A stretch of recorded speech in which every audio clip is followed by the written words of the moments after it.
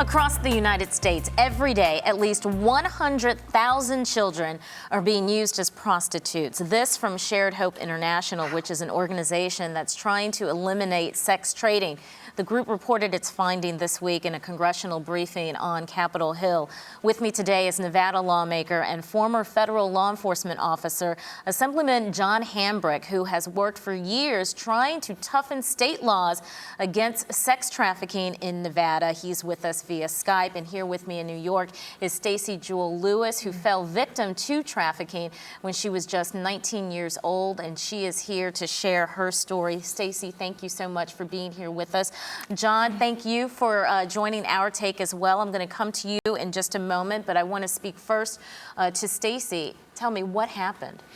Well, actually, at the age of 19, I was walking down the street, and I kind of had the same pattern that I usually have around 9:30 in the evening, and I was picked up by an elderly gentleman who pulled over. He was around 70 years old, and I was a young woman, and he asked, did I want to ride so that I can feel safe, so that I can make it to the subway okay? And I thought to myself it would be a little bit better to maybe ride with an elderly gentleman. Even though they tell you not to get in the car with strangers, you feel a little bit more comfortable. 70. He looks like he can be your grandpa, He looks like he can be my grandpa, absolutely. And he had actually subsequently been paid by a trafficker to abduct young women because they feel safe getting into his car. And so he delivered me almost directly to a trafficker right after getting in his car, maybe less than a minute. Make it silent. What in the world is going through your mind at this point? When do you realize that you are not safe and potentially will not make it out alive? The moment I started going in the wrong direction, I realized I wasn't safe. When we pulled up to the trafficker and he had an enforcer with him and they were there waiting for me, I immediately knew that my life was going to change forever. Unfortunately, they had been stalking me in many ways. They follow you. Sometimes traffickers can track children between weeks and even a few months, watching your patterns. So they knew I had a child. They knew where I lived, and they used those threats against me to kind of put me in a place of forcing me to make a decision to go with them. How long did you remain? I was there for almost 2 years. How did you get away?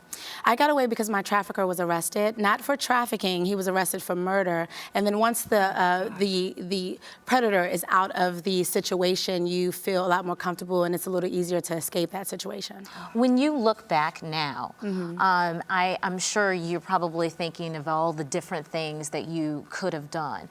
As I hear the story, I hear of a 19-year-old who got into the vehicle of someone that she didn't know and then remained for 2 years. Was there ever a moment when you say, okay, this is it, this is when I make my break?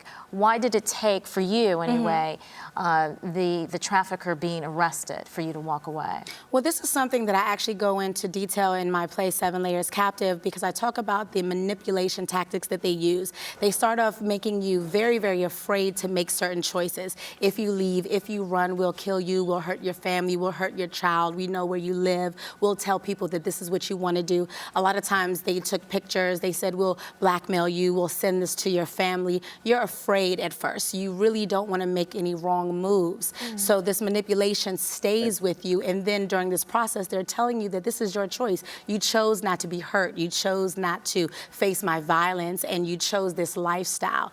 And then it becomes a lifestyle through the fear, through the manipulation, and the tactics that they use. And they've been studying and using these tactics for many, many years, and they're doing this to a child, someone whose brain has not even fully developed yet. Even adults would be afraid. And that's something, Assemblyman Hambrick, that I understand you have been battling for quite some time.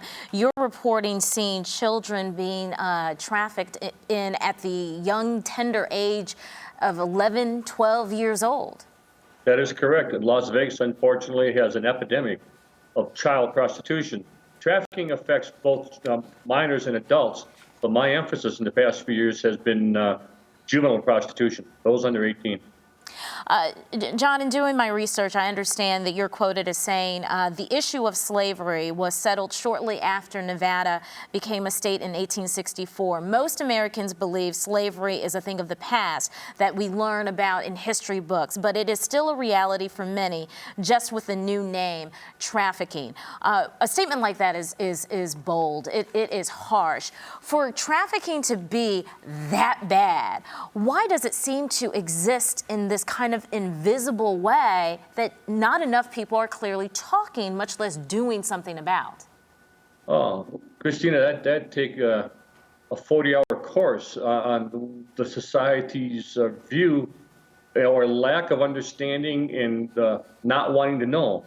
When we in Nevada realized we had the problem, and both in the judicial system and the law enforcement community, and we opened up the windows and pulled back the curtains, it was an ugly scene, but we have to do it. And the parents in this country and the community leaders, the religious leaders, have got to understand that we're talking about something that, if it's not resolved, will have a lasting effect on our society and those that come behind us. The slavery in any form, and whether it was the subjugation of a race or a subjugation of a class of people, whether they're minors or adults, in the sex trade. And it is still slavery, because the consequence of not going along, as the other speaker just said, if they got her by threatening family and family member, her child.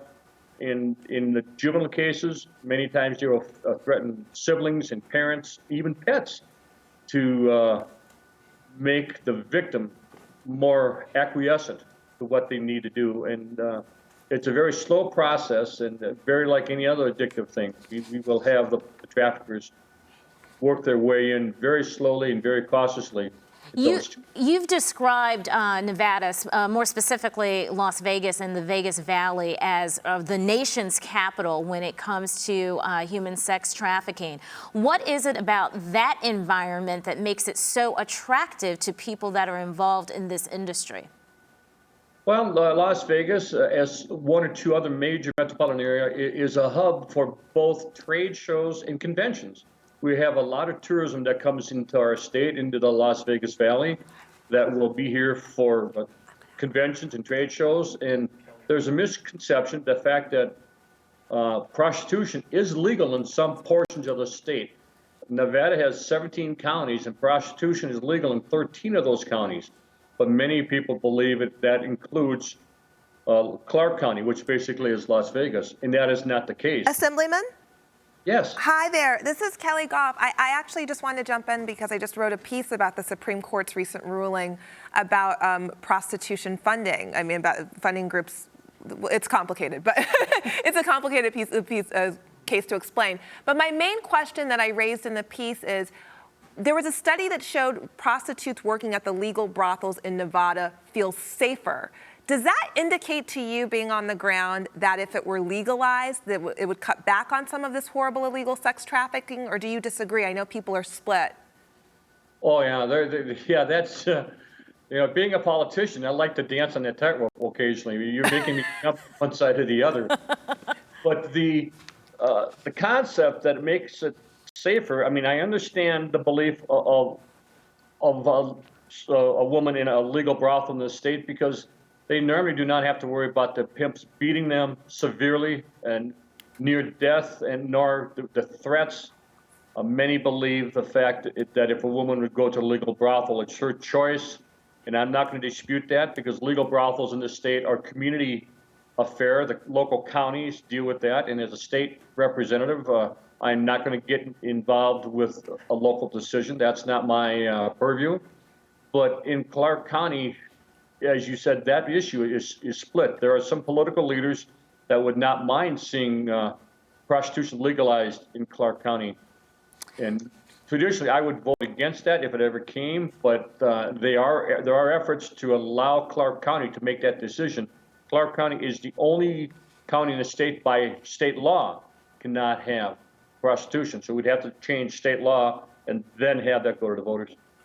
And Assemblyman John Hambrick and Stacey Jewel Lewis, who was a survivor of the sex trade industry, please continue to keep it here, because we're actually going to be talking to some individuals who are also on the ground working to provide hope and help to young men and women who are trying to get out of the industry. So please stay with us. And you are watching Our Take.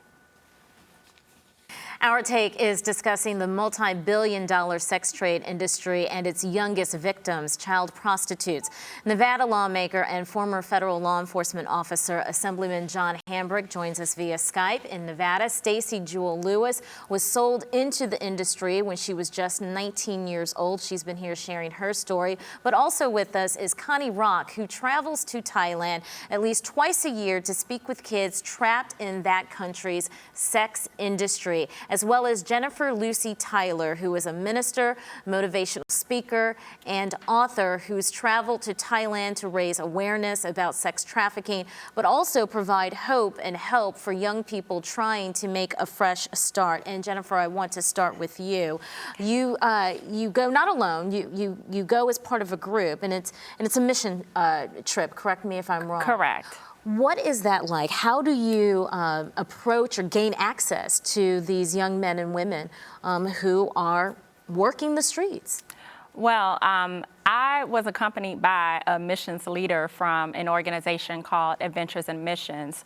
I went on the trip to learn more about the trafficking industry and what was actually taking place on the ground, and to be a part of that.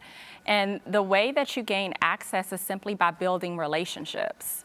So you go into the different bar areas and you begin to just build relationships with people that you meet, and that's how the access is gained. So when you go into the bar, I'm assuming, correct me if I'm wrong, when you initially approach a young girl or boy, they're probably thinking that you want something else from them other than to have a conversation.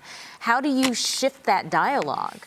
Absolutely, because they're used to people wanting something from them. But the way that we would go into the bars is to simply just show our love and to just express God's love to them. We would often use bracelets, friendship bracelets, to give to the women that were working in the bars, and that would draw them to us for conversation. So it would open the door for us to dialogue with them. I also want to bring Connie Rock into this conversation. Connie, are you there? I am. Oh, hi there, Connie. You two have traveled to Thailand at least twice a year to speak with the kids there. What kind of reception have you received? How many kids have you seen make a change after speaking with them? Gosh, that's a difficult question. But over the years, I know the first time that we went and took a team, they weren't sure what to think of us. But as the years have gone on, we've built a relationship, like Jennifer referred to, and a trust with them, and they embrace us. They call me Captain. Here I'm a blonde, 6-foot woman marching through the red light districts, and I've got this line of other women following me, and they call me Captain. And so they embrace us. I mean, when those that recognize us will come out and give us big hugs, and we make a point of going back to the same people over and over, and checking up on them. How are you doing? But as far as the kids go, it's really tough with the kids because they're in and they're out. So there's a rotation of kids. Very few kids do we get to see trip after trip. So it's unfortunate, and you have to wonder what happened to those kids. You know, when I was in the military, I was deployed to Pattaya, Thailand. And while in Thailand, there was a day or so that we had leave, and we were able to go into the town. And there was a young child, a little girl, I'll never forget, who had offered me a rose, wanted me to buy it, and I bought the rose, and then walked away. And for a few feet there, I noticed that somebody was following me. I turned around, the child was still there. asked her, what more did she need or want? And it turns out that the child was offering herself to me. She was trying to sell herself to me. This child could not have been more than 9 or 10 years old. And that's when I became aware of the sex trade industry in Thailand. So I'm curious, Connie, as well as Jennifer, and Connie, I'll have you go first. What made you guys decide to go to Thailand and focus your efforts there? Goodness, it starts way back in my childhood. I grew up in South America. My parents were missionaries, and I remember walking in and seeing a woman had just been raped and robbed. And as I got older, I was exposed to more things on my trips, and it was at a Catalyst conference in Atlanta that I heard Gary Haugen from IJM International Justice Mission speak. And he was talking about a girl that they were able to free from captivity there, and she was very young, very, very young. But I think that was my first exposure. And then once while in South Africa, a friend of mine was telling me about a child who was 7 months old who had been raped. Oh my God. Unbelievable. Yeah, unbelievable. Assemblyman Hambrick, I want to bring you back into the conversation. Clearly what Jennifer and Connie are doing and what groups like theirs are doing are important, are meaningful, but not enough. What is lacking in legislation, in laws? What are the things that need to be in place to make this kind of industry run out of business? Well, we have one thing on our side that the women that go to Thailand do not, unfortunately, is a culture as this scourge is made known and more lights are shown on it. Domestically here in the United States, people become involved. Unfortunately, in Thailand and in the Balkans, in Central Europe and in the African continent, there's a culture that is entirely different than it is here in this country. So we have a little bit of an easier goal. But we need to, at least here in Nevada, we have been the past several years going after the pimps or the traffickers. But in my estimation, we need now to go after the buyers. And I always say, I don't like the term John, I'd rather call him Ralph's. But we need to go after and target these men that come to communities such as Las Vegas or Reno and other large metropolitan areas throughout the country, strictly to buy particularly juvenile prostitutes, because when they leave their homes, whether they live in Duluth, Georgia, or Duluth, Minnesota, when they come to a convention or a trade show, they fully know what they intend to do because they need extra money.